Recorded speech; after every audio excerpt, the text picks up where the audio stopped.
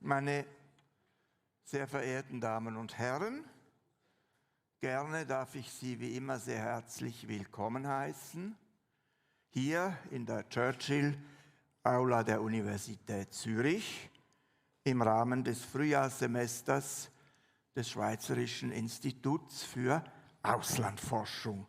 Wir begrüßen natürlich alle Gäste, die uns heute Abend per Livestream mitverfolgen. Ladies and gentlemen, a very warm welcome. It is wonderful to have you here back at Zurich University and our Swiss Institute for International Studies. I'm deeply honored to welcome, of course, our eminent guest speaker, not for the first time, Professor Gilles Kepel, who is certainly one of the foremost experts on political Islam and the very complex world of the Middle East. Gilles' books reach a very, very wide public and are bestsellers in many countries. Now I change quickly to French. Cher Gilles, bienvenue. Merci d'avoir accepté notre invitation. Nous sommes fiers et honorés, très honorés, de pouvoir partager des observations et des analyses chez nous, c'est-à-dire à l'Université de Zurich.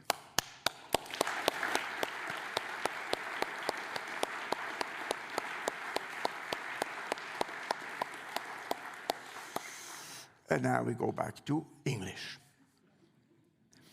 The Middle East is once again in great distress since the terrorist murderers of Hamas invaded Israel on October 7th, 2023 and committed an unspeakable massacre.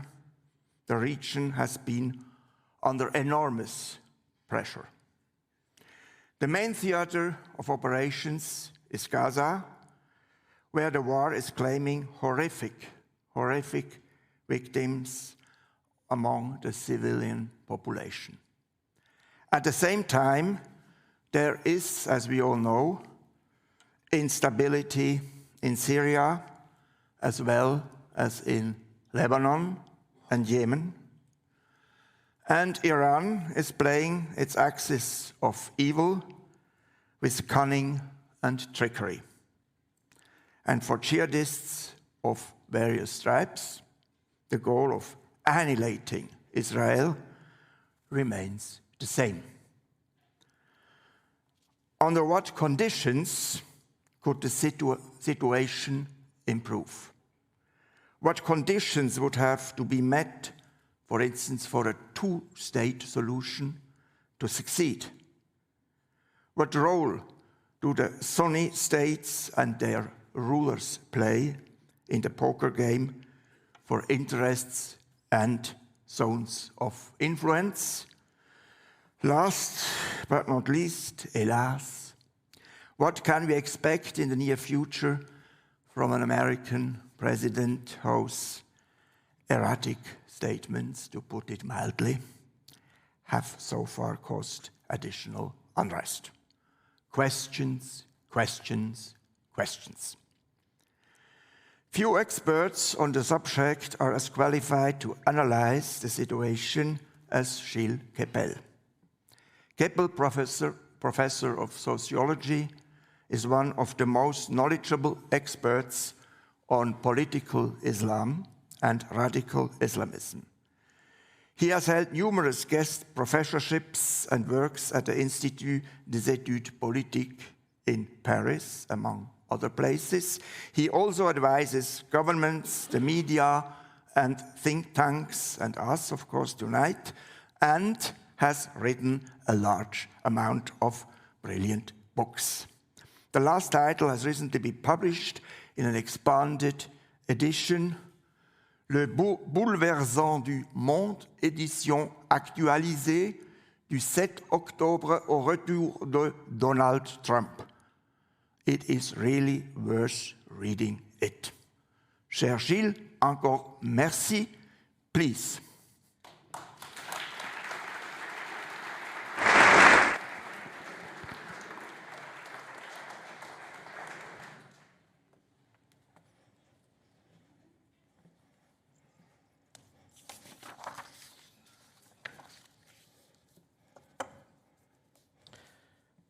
Merci beaucoup, mon cher Martin, pour m'avoir invité une seconde fois, ou peut-être une deuxième fois, ici. Thank you very much, Martin. I cannot make the same pun in English, because in French, une seconde fois means it's only 2 times.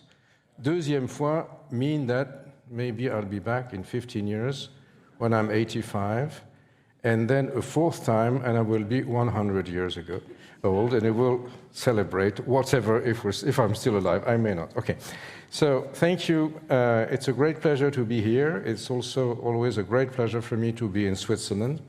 One of the guest professorships that I had in my longish career, which is now finished because I'm Professor Emeritus, was at Università della Svizzera Italiana, and I would like to congratulate here my great friend, Mario, former president of the Festival of Locarno, and who was very kind to come, especially from, was it Lugano that you came? From Ticino, crossing the tunnel to here. So it's a great chance. So actually, I don't know what was the title of my conference last time. It probably was the same. Actually, or it may have been the same. Actually, when I taught in Paris at Sciences Po for some 20 years, it was always Les crises du Moyen-Orient, but it was always different. The title never changed, but the subject matter was unfortunately ever enriched. And actually, nowadays, I believe that we're in a very peculiar situation, because what happens in the Middle East, what happened in the Middle East that you just reminded us on the 7th of October, 2023, and its aftermath, has had, and this is going to be my contention, which of course we can discuss later, tremendous and direct consequences in the world order as such, and has unsettled for good the world system as had been implemented after World War II, both in terms of the very strange consequences that led to the election of Donald Trump that you just mentioned, but I believe also that the moral foundations of the post-1945 world were shaken and are still shaken by a number of new actors.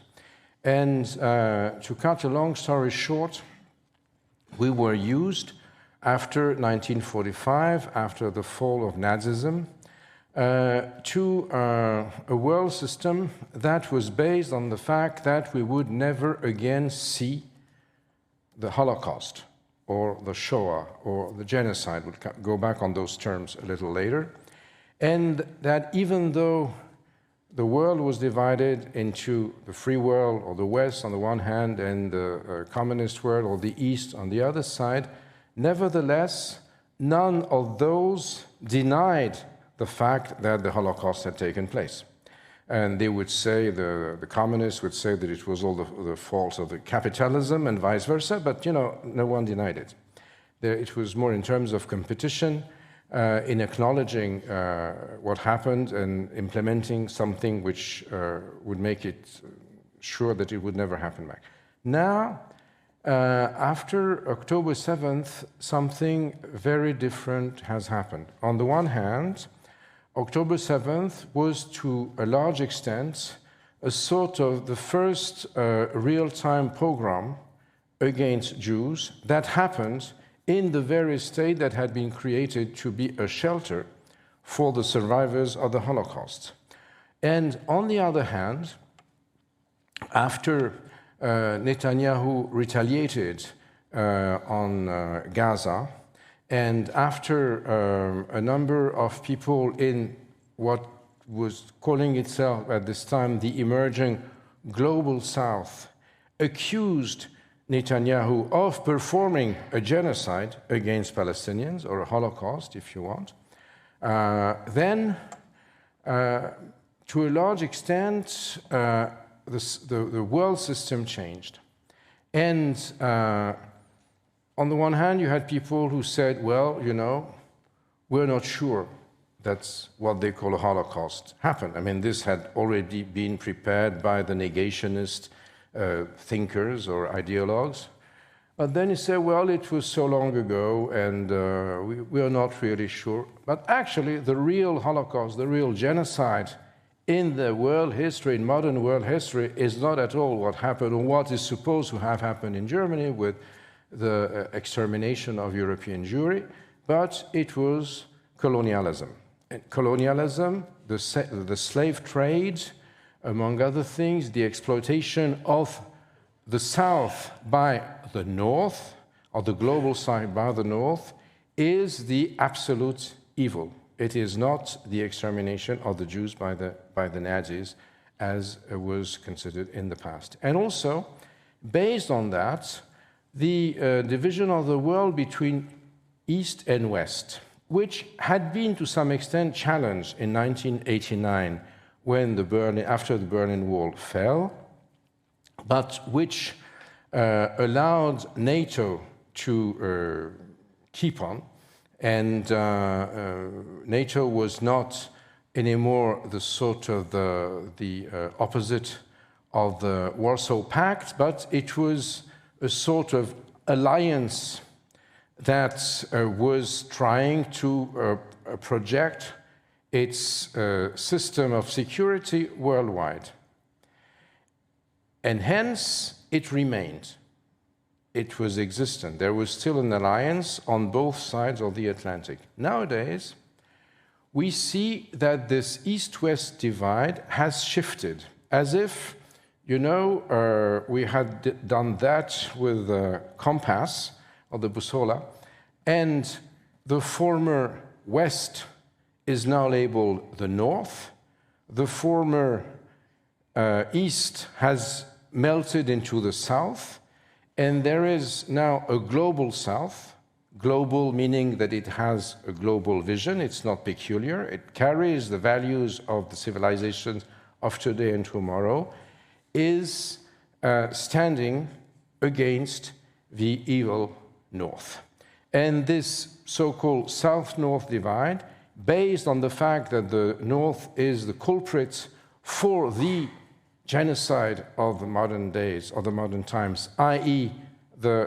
colonialism and the slave trade, is replacing in the minds of a number of social actors, and even in some international institutions, like the International Court of Justice, for instance, the old way in which people our age, because I see that we're more or less the same age in this room, what we were accustomed, the world to which we were accustomed after 1945 and even after 1989. So I believe that this sea change, to a large extent, was implemented as a consequence, an unforeseen consequence of what happened on October 7th, 2023. So I would like to try to maybe go into the semantics of the phenomenon, or the semiology of the phenomenon, if you wish, try to understand why and how it happened at that date. Also, what were the consequences and the unforeseen consequences locally, because when Hamas and Yahya Sinwar led this raid, which sounds better in French, as is always the case, but we have to speak English. Raid in English just means raid, but in French would say razzia or razzia in Ticino, which comes from the Arabic ghazwa, which means the violent and speedy raid of one tribe against another. So it retains, if you wish, its original Arabic flavor and dimension. I'll get back later on that. No one expected, I mean, and certainly not Yahya Sinwar, then the leader of Hamas, who thought that Jews in Israel would be so frightened that they would start to leave, and that at the end of the day, as Martin mentioned earlier on, the state of Israel would melt down or would be destroyed from inside. But he was far from seeing that the pervert consequence of his act for his own people would be the very destruction of Hamas militarily, and we are now also at a turning point with the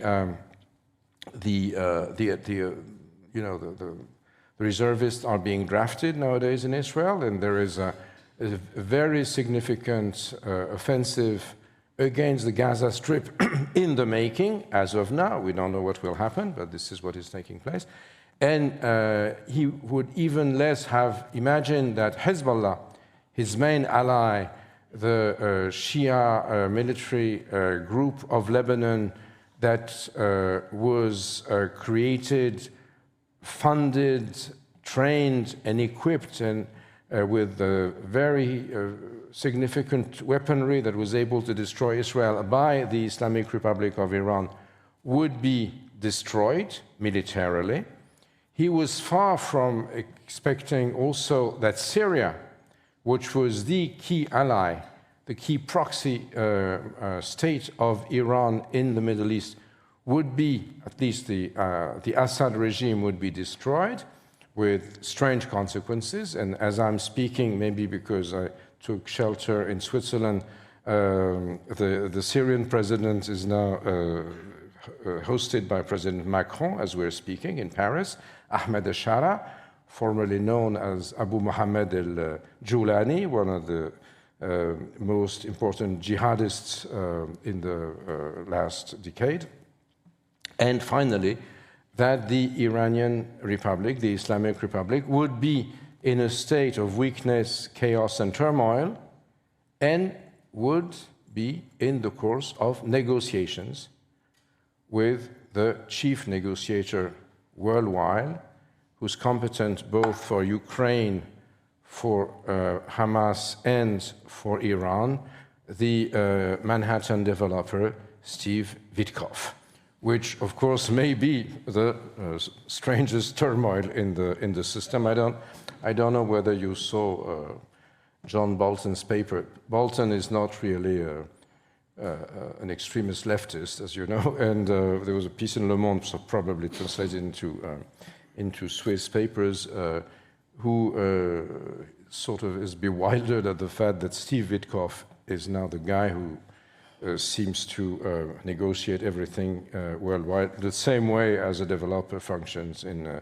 Manhattan, Upper West Side, actually. And so anyway, so this is something of a magnitude that I've never seen in my career, my 50-year almost career as an Arabist and a specialist of the Middle East. It has never been like that because conflicts in the Middle East had consequences outside, but they never ever did they unsettle the whole world system. And to a large extent, Trump's victory, which was also Biden's defeat and Kamala Harris's defeat, was also due to the fact that the Democrats, and Biden in particular, was, whatever he did in the conflict was damn you do, damn you don't. If he sent ammunition and weaponry to Israel, then he would alienate the left wing of the Democratic Party, and that would lead to turmoil, not in the Middle East, but in our universities. And my former alma mater, Sciences Po, is now in a state of total shambles. Columbia, where I taught, is also enduring the same difficulties. Harvard, and that they are now being, quote unquote, punished by Donald Trump. And if he didn't support Israel enough, or if he dared criticize Netanyahu, he would lose significant support among Jewish voters or the Jewish lobby, the pro-Israel lobby in America. So he was caught between a hammer and a anvil, or between, as they said in Jordan, between Iraq and a hard place, which is, and a rock and a hard place, and therefore, which led negatively, among other things, this was not, of course, the only reason, but cause that led to his defeat and hence the victory of Donald Trump. So, this being said, let's go back briefly to why did it happen on the 7th of October, 2023? Now, there again, except for the ladies, we're more of the same age altogether here. What happened 50 years ago? So I'm not going to ask anyone. 50 years plus 1 day ago was October 6th, 1973, which was the beginning of the Yom Kippur War. And to a large extent, Sinwar mimicked the effect of surprise. I mean, this October 7th was on the morning of Shabbos, of Saturday, on a Jewish holiday, Simchat Torah, the celebration of the Torah, and where the Israeli army was on pause mode, if you want. Many people were not serving, they had gone back, and so there was the same effect of surprise. And to some extent, even for Palestinians in their teens, many of them had no idea, no memory of whatever happened 50 years ago. Sinwar, who had spent 20 years in Israeli prisons, who spoke perfect Hebrew and Arabic, and who had time to read, knew very well his history. And October 73 was the time when the Arab world, for the first time, became a major actor in the world system. Why? Because after the surprise attack of Syria and Egypt, at the time sponsored by the USSR, then there was a counterattack by Israel, which was helped by the air bridge from America. And as the Israeli army was marching onto Cairo, which was a ville ouverte, an open city, at kilometer 101, then there was a phone call from Washington, D.C., said, "Stop, guys." Why was that? Because King Faisal of Saudi Arabia had decided on embargo of oil exports to countries that were helping Israel. And this led, as you know, to the skyrocketing of oil prices and so on and so forth, to a major change in the world economy and to the emergence of the oil monarchies as major actors, financial and economic actors. So to a large extent, Sinwar had that in mind, and he thought that it would be a major game changer again. And he put his feet into that as a means also to show to the Arab crowds or masses that he was not merely a militant Islamist, a radicalized Muslim brother, that he was speaking in the name of all Arabs and for their good and their sake, as had happened in 1973.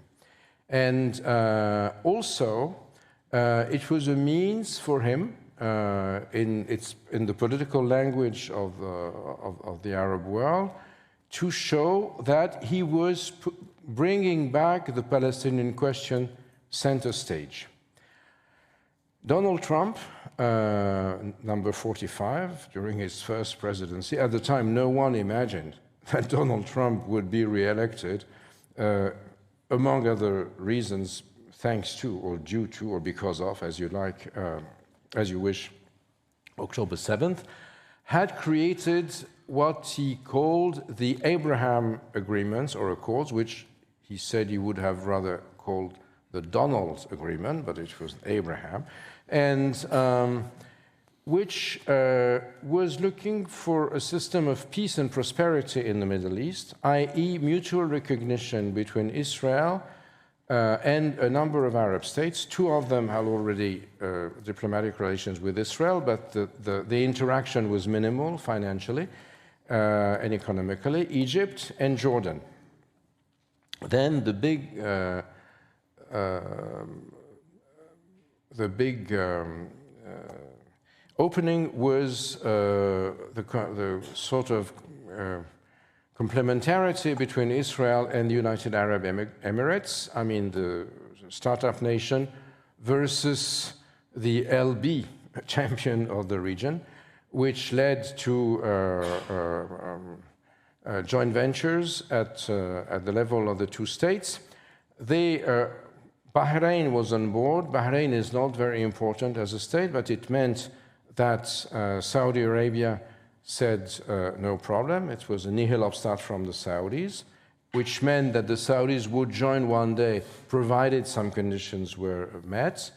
Then Sudan was embarked, but it was temporary, and nowadays Sudan is in a state of terrible turmoil, doesn't count. And also Morocco, a country to which I travel tomorrow, where the king was skillful enough to trade the recognition of Sahara, Western Sahara, as part of Morocco in exchange for his recognition of Israel. With that, there was no Palestinian state. And Netanyahu and Trump thought that bribing Hamas was enough to keep it quiet. And this was a very strange situation because, you know, for those of you who know French history, François Mauriac, a very famous French writer, after World War II said, and I'll say it in French and translate afterwards into Swissdeutsch, j'aime tellement l'Allemagne que je suis content qu'il y en ait deux. So everybody understands French. Why do I speak is this Frenchman compelled to speak English here? And so no need to translate that into Deutsch, right? I love, I'll try my Swissdeutsch, I love Germany so much that I'm glad there are two of them, right? And Bibi Netanyahu loved Palestine so much that he was extremely glad there were two of them. The Palestinian Authority, in charge of the West Bank, with an inept, inefficient, corrupt, and endless government under Mahmoud Abbas, and on the other side, a radical group, Hamas, in charge of Gaza, or the Gaza Strip. What has been very well documented, not only in my book, but which is very well known, even though it's not that popular to say it at the time, particularly in Israel, was that Bibi Netanyahu himself was the one who freed Sinwar from jail and sent it back to the Gaza Strip, just like the Kaiser, as we're going back to Germany, sent Lenin to St. Petersburg during World War I to destroy Russia from inside. Netanyahu knew exactly, he was already prime minister at the time. He's been prime minister of Israel for 18 years, with 1 year where he was out of power only. And as you know, or many of you know maybe, when he was in jail, Sinwar regularly saw the prison's dentist, who was a Moroccan Jew, who spoke good Arabic. And one day, when it's strange to think of Yahya Sinwar, you know, saying to open his mouth and show his cavities, then the dentist saw that he had something strange, sent him to hospital, and he was cured from cancer, which would have killed him. So hadn't he been cured from cancer, thanks to Yuval Biton, the Moroccan Jewish dentist, maybe October 7th would never have happened. Anyway, Sinwar talked to Biton all the time. He was his best friend. And you know, Biton, well, making money with cavities is fine, but having a little extra money from the shin bet is not bad. Huh? Why? So he would transcribe, and they knew everything. And Sinwar told him all the time, you know, we're going to destroy you, we're going to destroy Israel, we're going to kill you, you have to leave. So Netanyahu knew very well what he was doing in sending him back to Gaza, seize power, kill all the dissidents, and create a sort of iron fist Hamas dictatorship in the Strip. But he thought, and this is then a question which is not, I mean, we do not have the answer to that question now yet, that in having Hamas bribed by Qatar money, it would keep them happy. This money was used to buy any kind of food, but also weapons and everything that was smuggled through tunnels from the Egyptian Sinai, which would also keep the Sinai smugglers happy. Sinai had always been a dissident part of Egypt. The Islamic State had a province in Sinai, which was a very big problem for the Egyptian army, and this flux or this ebb and flow of smuggling goods through Sinai to the Gaza Strip was something that also was profitable for Egypt. And this, you know, there's a lot of controversy about this Qatar funding nowadays, particularly in Netanyahu's circle. Some of his close appointees are being investigated by the Israeli jurisdictions for being agents by Hamas. Netanyahu has been coming out against Hamas over the last day, well, Qatar, excuse me, Qatar recently.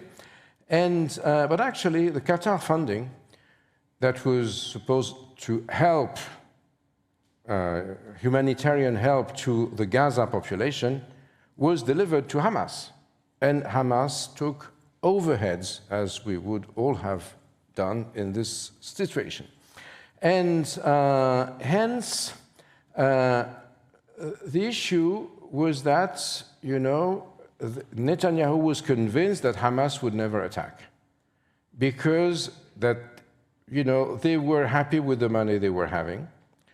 Sinwar was exercising his absolute power there, and so on. And this is one of the reasons why, though there were a number of reports from intelligence, from the Shin Bet, whose chief is being fired by Netanyahu, because the issue now is to say who's the culprit for October 7th in Israel. And of course, many people think that the culprit is Netanyahu. He was prime minister. So his scapegoat is Rodan Bar, the Shin Bet chief those days. And you know, this is an ongoing story right now. So why is it that they were taken by surprise, the Israelis were taken by surprise? Because there was this misconception, the conception that Netanyahu had, i.e. Hamas will never attack. That allowed the Israeli army to use less means against Hamas, which proved to be an enormous misunderstanding and mistake, in spite of the fact that they knew perfectly well what Sinwar had in mind. One other option, so there are two reasons for that. I mean, two explanations, and it's, as of now, it's impossible to say which. So Martin will have to invite me some other time, okay, if I'm still alive. And one is that many of the troops that were well trained had been estranged from the border and sent to the West Bank to help the settlers fight Palestinians who were having an uprising against confiscations of their territories and the like by settlers who play a very important political role, because both the Ben Gvir and the Smotrich party are quintessential to Netanyahu's majority at the Knesset. That was the explanation that was sort of most prevalent at the time. The other one, which raised and which made more sense to some extent afterwards and after Hezbollah, was that the Hamas issue and the Gaza issue was kept on the back burner because what Israeli intelligence, even if that were foreign intelligence, Mossad, but the resources are not infinite, was focused upon, and that needed an enormous amount of money, human resources and the like, was preparing the deeper attack operation against Hezbollah, which will be taught in intelligence schools for decades probably, as you remember, in September of 2024. Hezbollah, say, lieutenants and captains were suddenly receiving a message in their beeper on a number, their booby trap beepers, that exploded either in their hand and their eye or in their pants, disabling thousands of people who were absolutely crucial and quintessential, central for manipulating missiles and defense and attack systems of Hezbollah. Walkie-talkies were booby-trapped the same day and activated the day after. And then there was a massive attack against Hezbollah headquarters in the undergrounds of the southern suburbs of Beirut, Dahiyeh, and Nasrallah was killed and a lot of his friends. And to Israel, this was something extremely important because Hezbollah was perceived as a much bigger threat than Hamas. Through Syria, it received a significant amount of weaponry that was able to inflict extremely severe damage of Israel. And actually, Hezbollah was the key proxy and the deterrent system of Iran, because Iran, or Iran, as they say in the White House, Iran and Iraq, were, we're speaking Swiss-Deutsch, were actually functioning the same way, this way, i.e., if ever America was willing to attack nuclear research programs or whatever in Iran, in Natanz or other places, Hezbollah would strike first against Israel, and the damage on Israel by Hezbollah strikes would be so huge that no American president would take the risk of striking Iran. Now, when there is no Hezbollah deterrence anymore, because there is no Hezbollah militarily, then Iran is unprotected. This is where we are now. Also, and many people objected to the fact outside Israel and among increasingly numerous Israeli circles now, objected to the fact that Netanyahu, in retaliation to October 7th, to the massacre of 1,210 people, the abduction of 251 hostages, the terrible scenes of slaughter, rape, everything that we know about, and the trauma, the massive trauma that to some extent pogroms or a Holocaust were being enacted again, decided to bomb the Gaza Strip, to attack the Gaza Strip, bomb the Gaza Strip after different episodes that I have no time to remind you, but you know about it. And then that led to the accusation in international instances like the International Court of Justice or the International Criminal Court that Israel was guilty of genocide. And we'll go back on this issue of genocide afterwards when the term was invented in the Q&A session, because I would like to focus on the main topic. But simultaneously, and this was not really noticed or not opposed against as violently, Israel did what it knew to do better or best, i.e.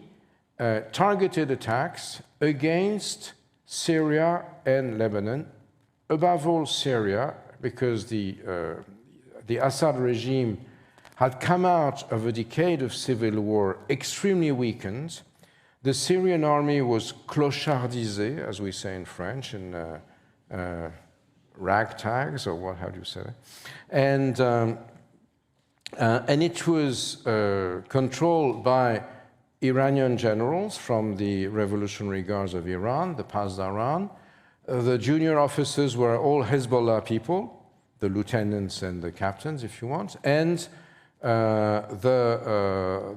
your average soldier was Shia from Iraq, Shia from Pakistan, Shia from Afghanistan. So this was a sort of hodgepodge, and with the targeted attacks by Israel on the Iranian military leadership in Syria, the Israelis destroyed the Syrian army and destroyed the capacity of the Iranians to use Syria as a launching pad against Israel. So, okay. That, at the time, no one had imagined that the Syrian system was so weak that at the end of the day, after Hezbollah was destroyed in September, then with some help from friends from Turkey, Islamists from northwest Syria, from the Idlib area, headed by the infamous Abu Muhammad al-Julani, friend of al-Baghdadi, of Osama bin Laden, Ayman al-Zawahiri, and others, would go down towards Damascus, and that the Damascus regime would fall down, Bashar would leave to Moscow, and that we would have this new regime now. It's a very, very strange situation. Switzerland actually played an important role into that, because among the people, not Switzerland as a state, but a number of Swiss NGOs, and part of them my former students, but I bear no responsibility, because I didn't choose my students along ideological criteria. They sort of de-radicalized from above, as they said, Abu Muhammad al-Jawlani, to turn him into the acceptable Ahmed al-Sharia, which led to him being received by Emmanuel Macron while I'm speaking here in exile in Switzerland. And something which is a very strange process, because as you know, during the last months and weeks, not only Alawis, but Druze and also Christians were endured attacks, were killed, maimed, etc., by former jihadists who have now entered the ranks of the official Syrian army, controlled by Ahmed al-Sharia, who may say it's not me, I do not control those people, but you know, there is a state of turmoil and of civil war and of violence in Syria now, which is very, very worrying, and that reminds us to some extent of what we witnessed during the civil war in Syria, when Daesh or ISIS was everywhere. Some of those people being former ISIS fighters, and they're being civilized under the aegis of Ahmed al-Sharia may not be that clear as some had expected. So, with this, we have this global picture of the situation of the Middle East, with another big query. What is happening now in Iran? There have been 3 rows of negotiations between, under the aegis of the developer, the Manhattan developer, Steve Witkoff, twice in Oman and once in the Omani embassy in Italy, which probably was not as huge building. It looks like none of the parties wanted to break the negotiations. Donald Trump always threatened that if it did not conclude, fire, and as you know, his rhetoric.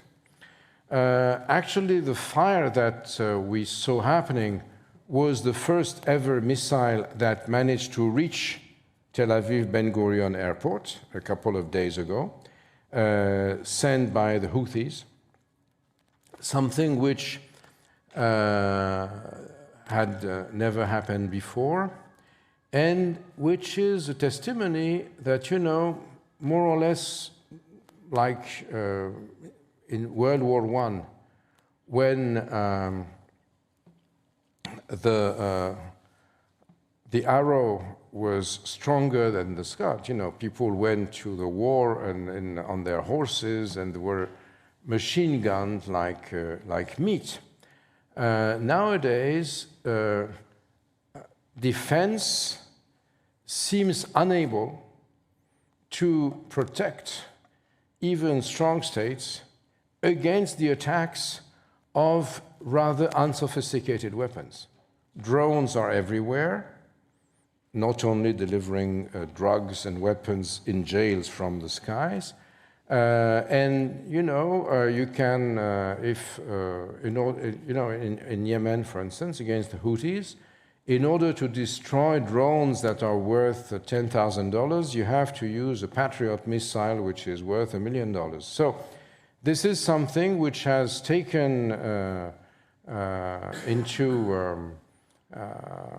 put into difficulty, I mean, the Western dominance, the Western military, or the Northern, as they say now, military dominance, which is a very significant phenomenon also in the world system, in the military system at large. So this is where we are now, with a world system which is in total turmoil. The fact that Donald Trump was, as Martin reminded us, was elected, and the only thing which is predictable about Donald Trump is precisely his unpredictability, is to a large extent an echo of what we see in the Middle East. Why is that? Because Donald Trump was elected because Biden was not elected, was beaten, but also because the Democrats were, with their agenda policies, race, DEI, equality, inclusion, and what's the D for? I don't remember. Diversity. This was felt by a number of people, particularly among Latino and even black males, as something which was against them. And part of that working class, the white working class, was already very Trumpian. Biden had been thrown in to bring back the old blue-collar voters, but he was aging and it did not work anymore. And the price of life has raised tremendously under Biden. All those people sort of grouped together against those policies. Also, the turmoil in the universities was perceived very badly, because you have privileged kids who are destroying the system that creates our elites. So should we trust our elites anymore? There was this feeling that I believe was very widespread in America. And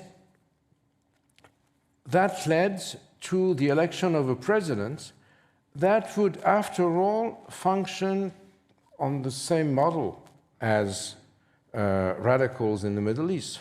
I mean, Hamas wanted to unsettle the world order completely.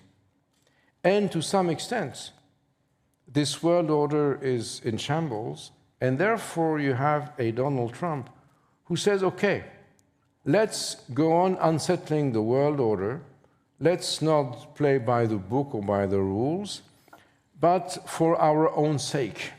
Let's abolish the rules, and the stronger is going to win, and I am the strongest guy. The strongest guy. Which is not exactly what seems to be happening as of now.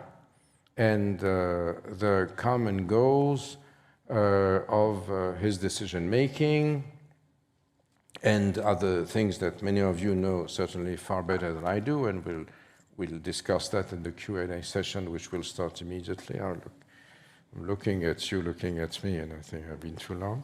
And this, I believe, is strangely linked to the crisis in the Middle East. I mean,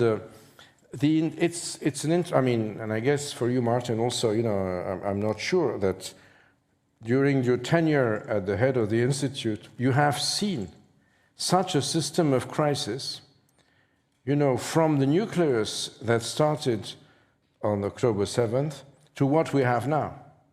No NATO, the role, then Germany was built, modern Germany had no army, no military, didn't spend anything on military, made machines that were exported to China that would build junk that they would export everywhere, so the Chinese would be rich and buy Mercedes. The French did the same on their own kind. It was luxury. But you know, both Mercedes and luxury, and French luxury, are now in great difficulty because the Chinese don't buy anything anymore. So the whole system is unsettled. How to fix it is a big issue and a big question. So we hope that the European Union, being under threat, will be much more cohesive. We see that defense industries are on the rise, and the last element which happened precisely before the conference, because you made this phone call to Berlin, you told me, so that Merz would be elected just before our lecture, because otherwise I would have had to have another conclusion. Yes, thanks, so that I could end in something positive. But this is, of course, a very uncertain situation. We have an extreme right candidate, which is probably going to win in Romania, pro-Russians, and so on and so forth. So we are at a time of where the world has been unsettled more than we have people our generation have ever seen since the end of World War II, starting in the Middle East and also going also into our societies through the fact that our societies, our North has a lot of South in it because of international migrations that have never been such. And how can we think up to this huge challenge is, of course, what we are going to find out in the Q&A session. Thank you very much for...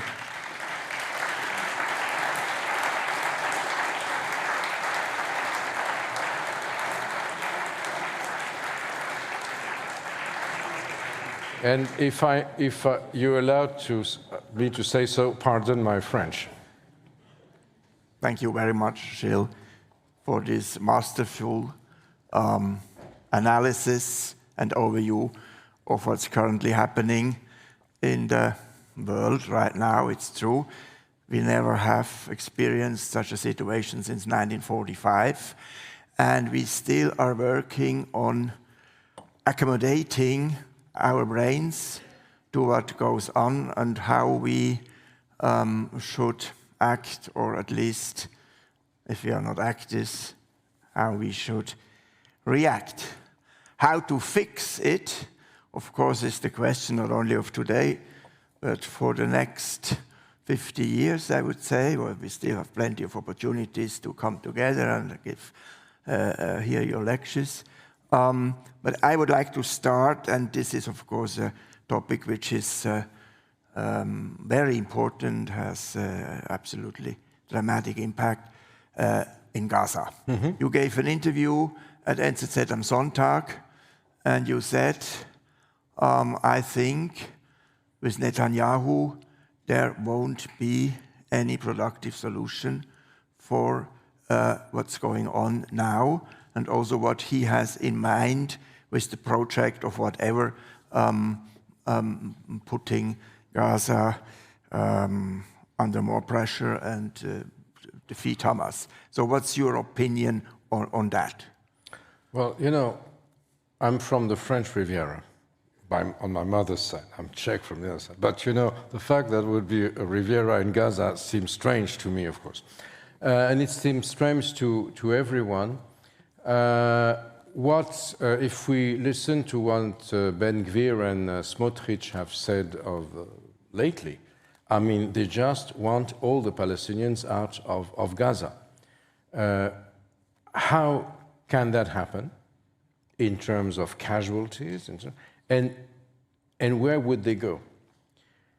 But to an extent, the situation in Gaza is such, everything being destroyed, it's impossible to live in Gaza, to survive in Gaza. So people are now, to a certain level, they're obliged to leave. Where to? Egypt does not want 2.5 million Palestinians, because this is a sure recipe for disaster in the country. Some say, oh, it's okay, they can go west of Alexandria, between Alexandria and Libya. So they're by the sea, so, you know, all the money that Mrs. Merkel, not with your taxes, with my taxes, has given to Sisi, so that there would not be boats going from there to Greece and the shores of Menton, where I live in France, would be in shambles. So there we are facing someone in Israel who clearly is totally uninterested to a negotiated solution. And so this is where, and you know, that one thing which has, and I mentioned that when we had, and I would like to thank my interviewer for NZZ, who's here and who did a superb job and asked the right questions. I don't know whether I gave the right answers, but she asked the right questions. You did. One of the big issues is that within Israel, you know, originally everybody thought calling what happens in Gaza a genocide is a sham. You know, it's something which is used rhetorically by Hamas and their supporters, but you know, it's not true, and so on and so forth.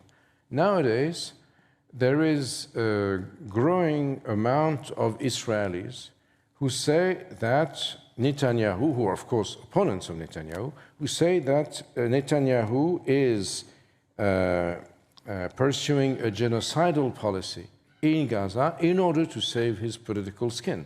You know? And hence, I believe that the very identity of Israel is now at stake.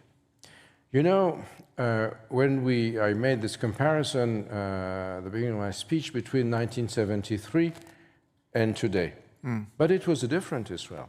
In 1973, most of the society was still secular. And in 2023, a very significant amount of society is religious.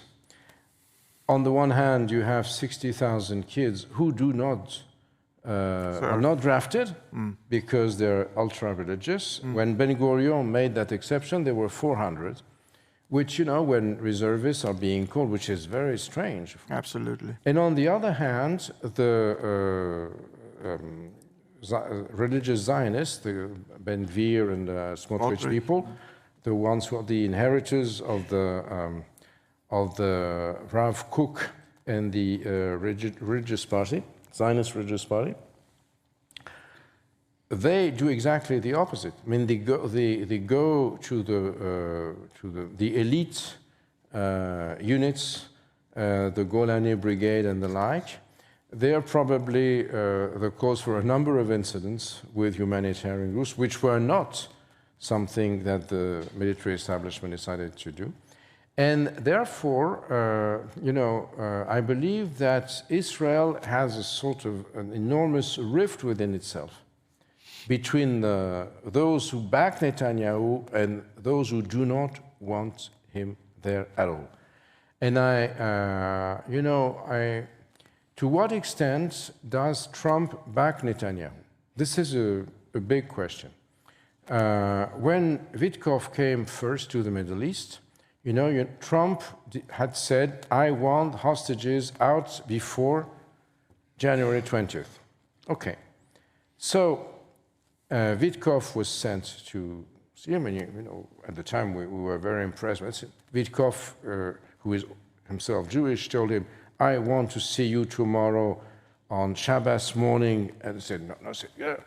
And then he used, as they say, green words or spicy language, I don't know, showed the finger and said, I want the hostages out. So they played with him. So there were 4 hostages that were freed on the 19th of January. And Hamas, probably advised by the Qataris and the Turks, managed to have this longish process, remember, where there were 3 hostages freed, 4 hostages freed, and they staged those big demonstrations where the poor hostages were paraded on rostrums and had to say, we thank, in Arabic even, as they did in the Qassam Brigade, for the hospitality and like, which created the feeling that Hamas was still totally in control of Gaza. Power.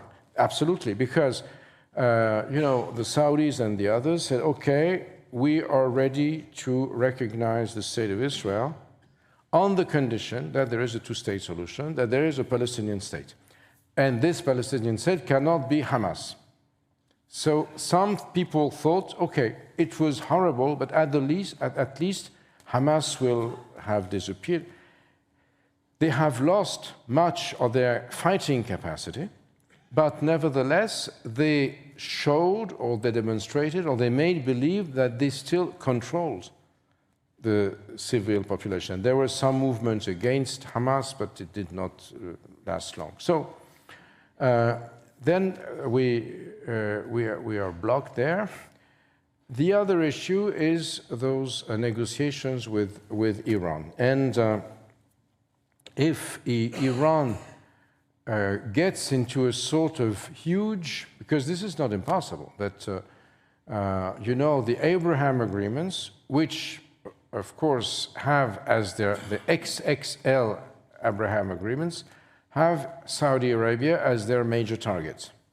But if some people make this hypothesis that Iran is in such a state of weakness, the leadership is not strong, it is divided. If you look at photographs nowadays of the bazaar in Tehran, at least 1 woman out of 3 goes unveiled, and no one does anything anymore because they can't do it anymore. And the repression against women was very strong, was implemented by Raisi, who died in a helicopter crash. And so the joke, sorry, will be in French.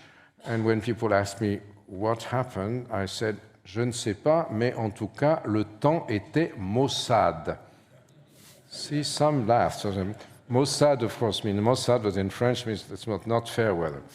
And so you see, French is a useful language because you can say things that are not comprehensible in English. And therefore, there is clearly a rift within Iran between the clerical hierarchy and Revolutionary Guards. Yes, and with the Revolutionary Guards, looking what happens. In Iran, whenever I went to Iran, we could still go there. People will tell you Iran is the cradle of civilizations, where your ancestors were still naked in caves we had already invented writing, culture, temples, whatever religion. Okay, It's fine. not wrong, no? I mean, Well, more or less. So I see you've been under influence. I wonder... heavily. You mean when you say private funded, I mean private Exactly. meaning also Yeah. the Astana calls, the foundations. Okay, this is now clear. And then they look at Saudi Arabia, where, you know, they thought the Arabs were just lizard eaters, people who eat grasshoppers and lizards. And then they see what has become of Saudi Arabia with all those developments. And maybe, I mean, I'm not saying that Saudi women in bikinis are... Not really. Yet, but, you know. Yeah. And so what has Iran made in a half century of the Islamic Republic? Has gone backwards. And so there is this feeling, I believe, in Iran now, on which some in America are playing, i.e., the Iranian system has to move.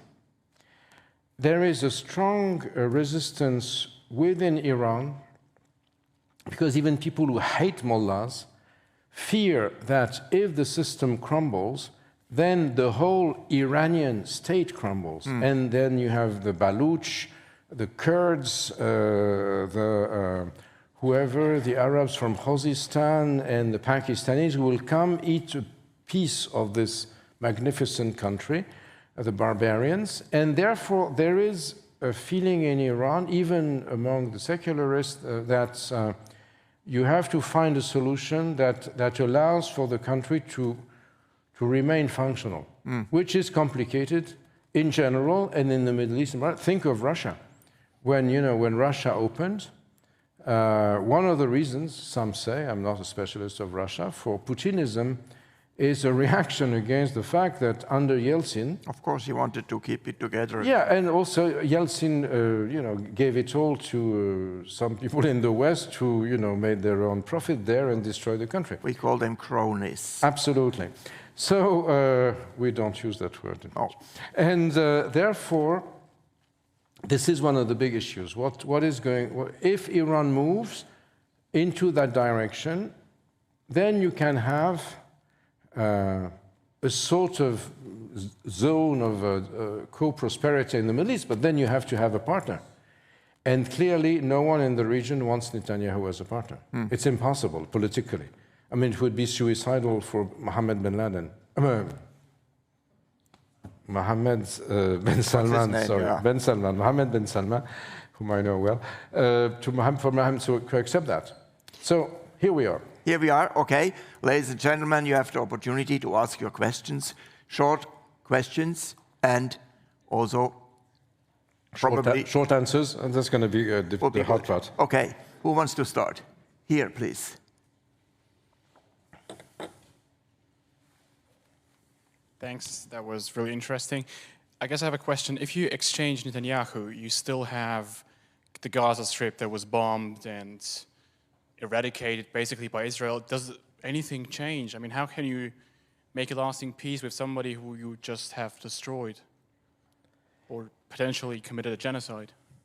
Yes, definitely, but the one who has implemented this policy is Netanyahu, clearly. So I do not say that without Netanyahu it would have a solution immediately, but with Netanyahu we have no solution.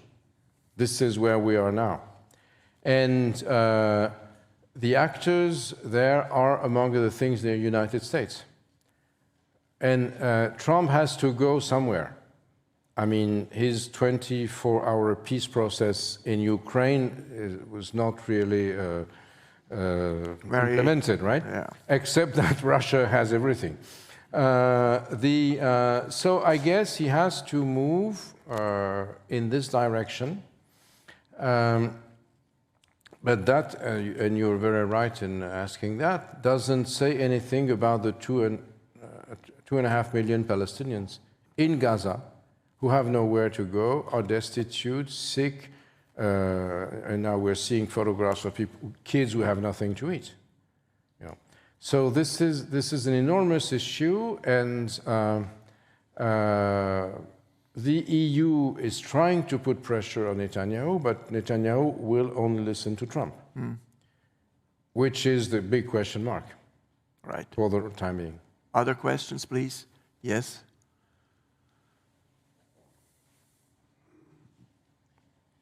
A question about the two-state solution. Can you speak up, please? Sure. Shall I stand up? Yeah. A question about the two-state solution. So, what, in your opinion, would need to fall in place that it would actually work? Well, everybody, most people say they are for the two-state solutions, because no one is against the two-state solutions in this room, except that we have no idea what it might look like, as the gentleman just said, because Gaza is now un champ de ruines, is in shambles. The PA in the Palestinian Authority in the West Bank is a sham. And Netanyahu, of course, played with that, so that there would be, there are no two states, already there are three states, and there are no states except Israel. So this is where we are now. We have a roadmap, an internationally sanctioned UN roadmap, which is not implementable, right? This is where we are now, and this is why maybe the negotiation is undertaken by a developer. But I have nothing against developers. If there are developers in the room, I mean, please go on sponsoring. They do a good job. Yeah. He's not ever invite me again, ever. I told you not to attack developers. Okay, didn't they say anything against oil men? Okay. Fine. Okay, so another question? Far behind. Thank you. You mentioned that the world order is changing somehow. So we see Russia trying to take part of Ukraine, the US trying to take Greenland, Canada as well. Do you see Israel taking part of southern Lebanon or Syria as well, as some extremist settlers would like? Thank you. It is a very good question. As of southern Lebanon, I do not think. I believe that they will be satisfied with inhibiting any military capacity from Hezbollah. As of Syria, it is much more complicated, because what we now see is that Syria is becoming a frontier line, a border line between Turkey and Israel. The Sharia regime in Damascus is to a large extent depending on Turkey.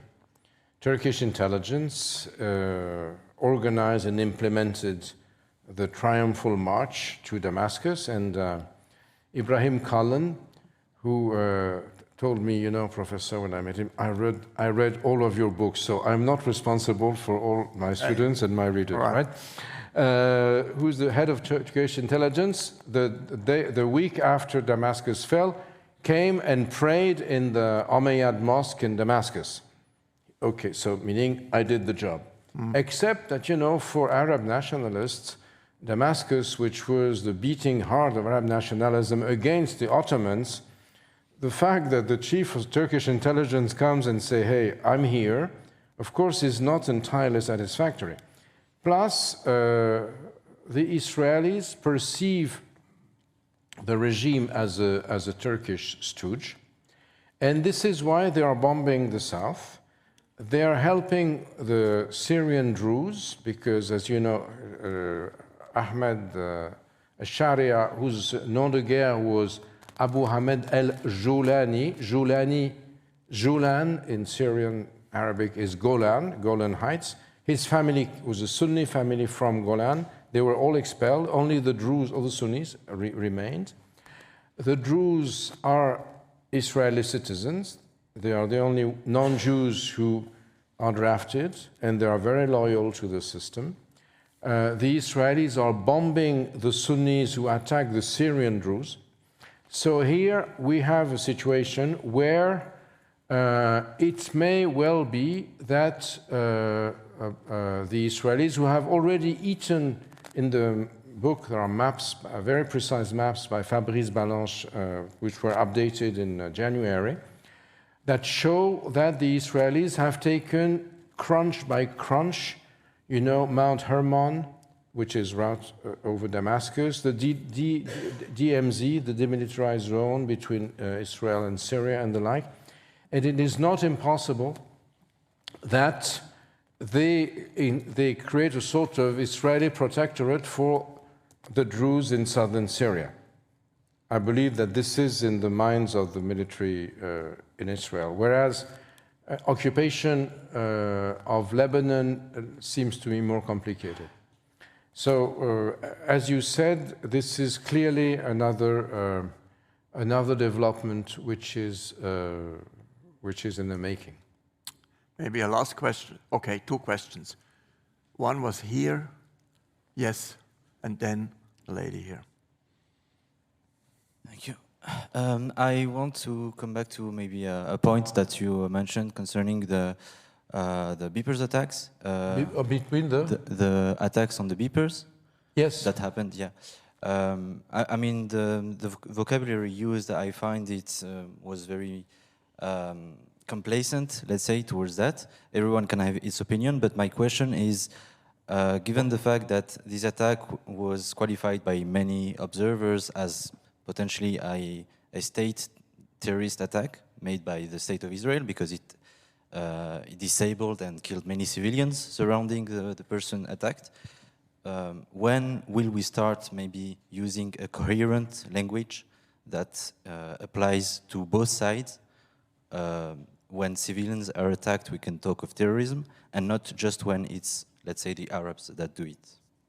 Yes, I don't know whether I don't think I used any complacent language, but you're free, of course, to feel that. The attack was targeting precisely people who belong to Hezbollah. Whether there were, as they say, and it is an obscene word, collateral damage, there was certainly the case. But you know, as opposed to when you have the Israeli army that bombs a whole area of the Dahiye in southern Lebanon, then there is no distinction between civilians and military. Now, only people who were lieutenants and commanders or whatever, captains in Hezbollah were targeted. And this is why it was so efficient, because it was something that was implemented by Hezbollah leadership, because they were the ones who had distributed the beepers themselves. You know, this is why I mentioned that this will be probably taught in the future in intelligence academies, because it is a means to destroy the enemy, which is implemented by the enemy himself, right? Now, you can judge that this is monstrous, that it is an issue of attacking civilians. Civilians were killed, definitely, as many civilians were killed in this war. Israeli civilians, Gazan civilians, and now others in Syria and in Lebanon also. This very attack was not the worst in terms of the amount of civilians who were killed, if you wish. You may say any civilian being killed is monstrous, is abominable. I agree with you, but this is what happened. And what I wanted to underline also was the fact that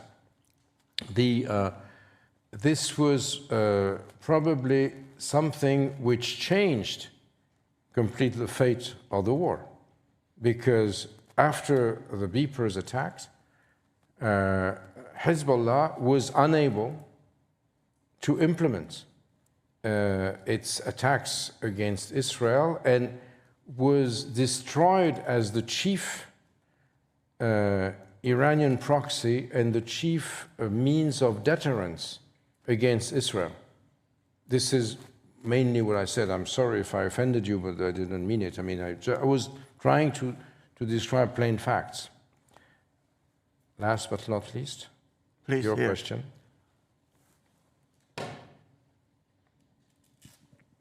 Thank you. My question is following the arrest warrants by the ICC last year, I believe in November, if I remember correctly. Do you think that a prosecution of Netanyahu is in any future probable? And if that were to happen, would that be a sort of step towards some form of peace in that area? Thank you. Well, you know, the problem for people who are prosecuted by the ICC is that they have to be arrested on the territory of a country that has signed the sort of Rome Protocol, which says that it has been violated a number of times already.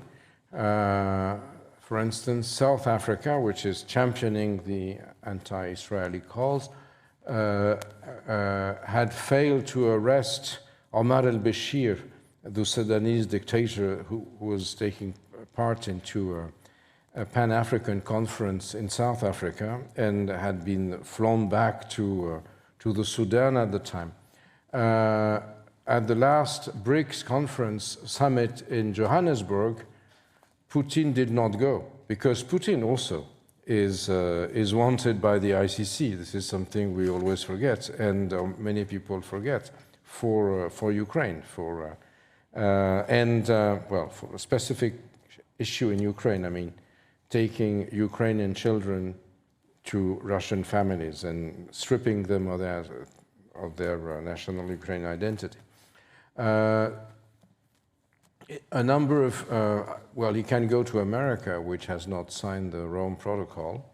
It looks like Orban also is not interested in arresting him.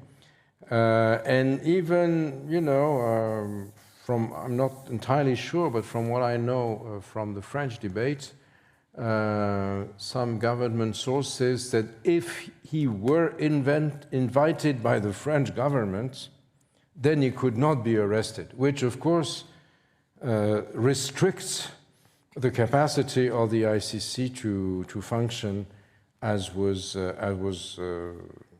envisaged when the Rome Protocol was implemented. So I rather believe that it's an issue of balance of forces that would lead to his being, if he is ousted from power, probably. But this is one of the reasons why he clings to power, because as long as he is in power, it is far more complicated. But no one is a prophet in his own land, even though it's not my own land. But under your auspices, I feel I'm home. The Swiss never try, that's why they are so successful. Absolutely, now. Yeah. Supposedly. Okay, thank you very much. That was a fantastic discussion. It was a fantastic conference. And it was a very, very intense and good atmosphere in this hall. I'm allowed to say I'm proud of ourselves, because this is not always the case with such topics around the world. There's not many good news, indeed. Maybe one is that finally Merz got elected, and let's hope that there is... This is why he was elected, so that you had one piece of good news. Exactly, we tried to wait a little bit that we can finally say it worked out. What will happen, we don't know, but of course SIAF will continue in inviting important speakers to analyze that in the fall, as we always do. There is one speaker, the last one in the spring semester, and it's Eva Ilus. You know her, she's also fantastic, and she will talk about the notion of victimhood and what it means, and an inflation of victimhood and what that could imply. So you're most welcome to come again next week, and then we leave you alone, but not too long, because in September, October, it starts again. So now the most challenging minute of every SIAF evening. It means that we have to find an appropriate gift to the speaker. You already got one. Sorry, I forgot what I gave you last time, but I'm sure it was tremendous. Not as much as what you're going to give me this time. Thank you very much. This is, of course, okay, great expectations. Let's look at the picture, please. So, this is you, of course, and here you have the globe, the world, you know, with all its turmoil. And I mean, from this distance, it looks really cute, but actually, it's difficult to perceive it always like this if you are not Elon Musk on the Mars. Is it a real photograph or is it a montage? I don't remember. I don't give any more details. Otherwise, don't trust him. We have a claim. But what is really interesting is this little device besides. And this is a keyboard. And this keyboard is small, very effective. And you can use it to type emails on your iPhone. It's with Bluetooth. Do you know that? Do you have that? Never ever it's heard fantastic, because normally you constantly do, and then it's spelling mistakes and so, but you put it just besides your iPhone, it's connected with Bluetooth, and it makes your life 1,000 times easier. Will I be able to use it? Am I going to be able to use it? If not, I come to Paris and we exercise on that. You're most welcome. Yeah. Oh, you used it already? Yeah. I use it. Oh, I use it daily. I'm really sure. So, Gilles, give him a huge hand and thank you.